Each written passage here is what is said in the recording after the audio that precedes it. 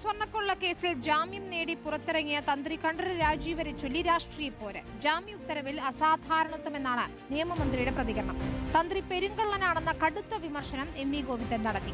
അതേസമയം തന്ത്രിക്ക് പരസ്യ പിന്തുണയുമായി കോൺഗ്രസ് നേതാക്കൾ ഇന്നും രംഗത്ത്. സ്വർണ്ണക്കൊള്ളക്കേസിൽ പ്രധാനിയെന്ന് SIT ആവർത്തിച്ചു പറഞ്ഞിട്ടും ജയിലിലായി 41 നാൾ തന്ത്രി കണ്ഠരര് രാജീവർ ജാമ്യം കിട്ടി പുറത്തിറങ്ങിയതിനു പിന്നാലെയാണ് വിവാദവും കനത്തത്. ജാമ്യ ഉത്തരവിൽ അസാധാരണത്വമെന്നാണ് നിയമമന്ത്രിയുടെ പ്രതികരണം. ഒരു കീഴ്ക്കോടതി നേരെ ജാമ്യാപേക്ഷയുടെ പരിധിക്ക് പുറത്തേക്ക് പോയിട്ട് ഒരു കേസിന്റെ അവസാന വിധി പോലെ പരാമർശങ്ങൾ നടത്തുക എന്നുള്ളത് പതിവുള്ളതല്ല. കടുത്ത ഭാഷയിലായിരുന്നു CPIM സംസ്ഥാന സെക്രട്ടറിയുടെ വിമർശനം. ഈ പറയുന്ന പെരുങ്കള്ളന്മാരുടെ പട്ടികയിൽപ്പെട്ടിരിക്കില്ലേ?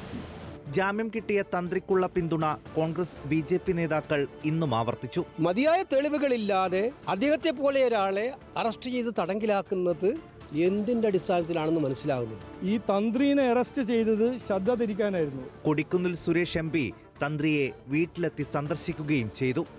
News desk reporter.